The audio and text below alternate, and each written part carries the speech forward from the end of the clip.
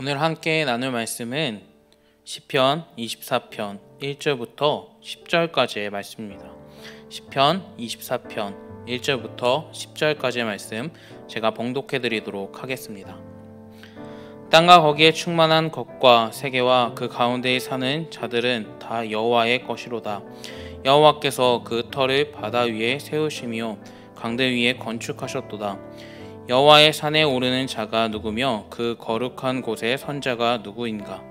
곧 손에 깨끗하며 마음이 정결하며 뜻을 헛된 데 두지 아니하며 거짓 맹세하지 아니하는 자로다.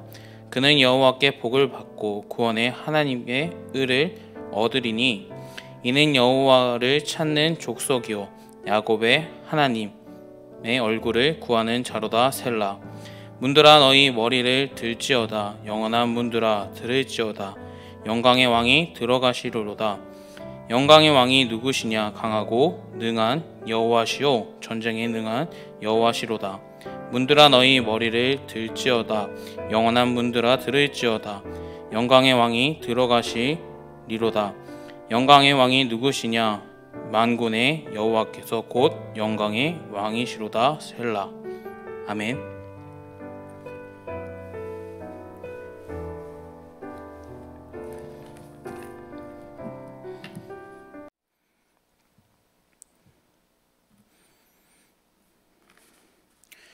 오늘 본문 24편은 다윗의 시입니다. 우리가 다윗의 삶을 생각했을 때에 무엇이 떠오르십니까? 저는 개인적으로 두 가지가 떠올랐습니다. 첫 번째로는 다윗은 참된 목자가 오직 하나님 한 분이었습니다. 사실 다윗의 삶을 보면은 하나님을 믿었던 삶보다 오히려 하나님을 원망했고 떠나는 삶이 조금 더 적합했던 삶이 아닐까라는 생각을 한번 해봤습니다. 그는 자신을 죽이려고 했던 장인이었던 사울을 피해서 도망하였고 목숨을 부지하기 위해서 수많은 곳으로 도망하였습니다. 그리고 자신이 장군이었던 적나라 그곳으로 들어가서 자신의 목숨을 부지하기 위해서 미친 척하면서 그곳에서 삶을 이어나갔습니다. 다윗이 그러면 잘못했기 때문에 사울에게 그러한 대접을 받았을까요? 결코 그렇지 않았습니다. 사울의 명령을 누구보다 다윗은 잘 섬겼고 따랐습니다. 전쟁에 나가서 자신의 목숨을 걸고 조국을 위해서 싸우고 돌아왔던 게 바로 다윗의 삶이었습니다. 하지만 사울은 전쟁에서 다윗의 승리를 듣고 나서 그를 매우 질투했습니다. 심지어 백성들은 다윗이 돌아올 때에 항상 이러한 말을 했는데 다윗은 만만히요 사울은 천천히로다 라고 노래했습니다. 그는 사실 사울이 왜 그토록 자신을 미워했는지 그저 억울하기 따름이었을 겁니다.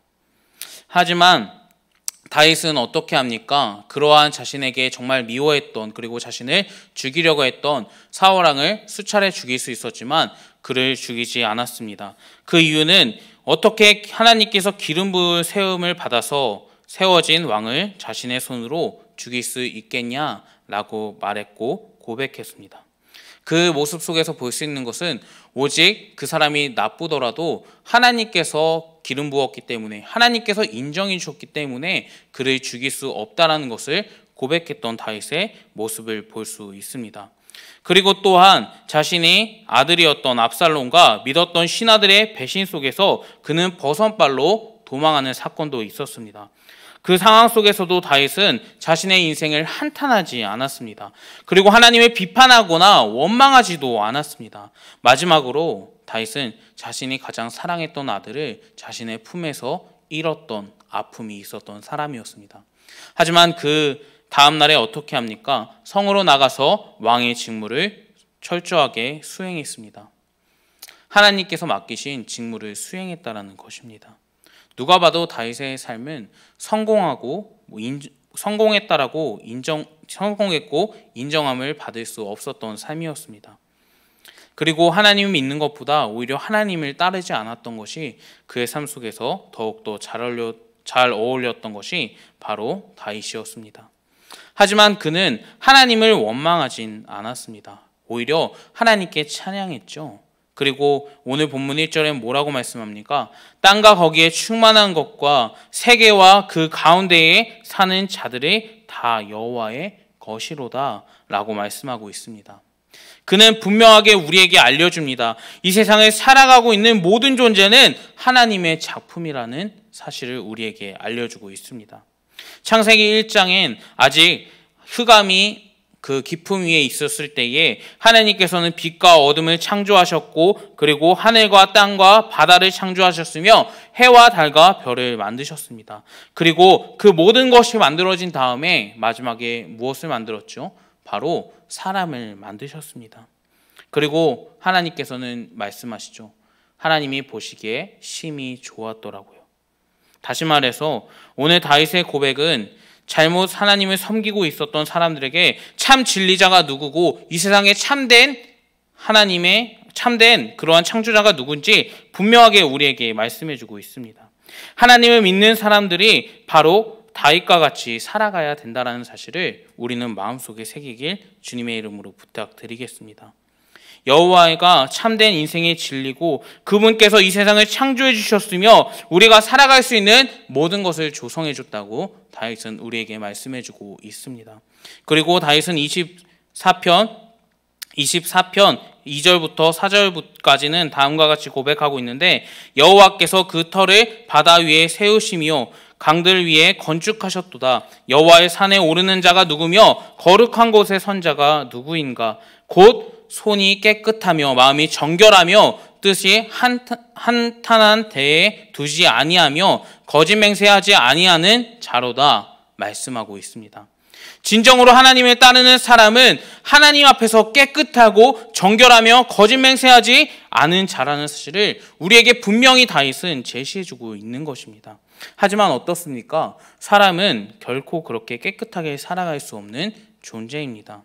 그렇기 때문에 다윗은 5절 말씀에 다음과 같이 고백합니다. 그는 여호와께 복을 받고 구원의 하나님의 의를 얻으리니 라고 말씀해주고 있습니다. 즉 하나님께서 인정해 주셨기 때문에 의로운 사람이 됐음을 우리에게 알려주고 설명해주고 있는 것이죠. 하나님께서는 우리를 의로운 사람이라고 칭해 주셨기 때문에 우리는 죄가 많을지라도 우리가 하나님 앞에 설 수 있는 것입니다. 이것이 바로 신학에서 말하고 있는 칭의입니다.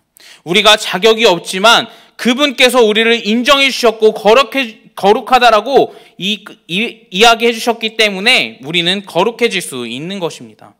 두 번째로는 다윗은 오직 하나님만을 찬양했습니다.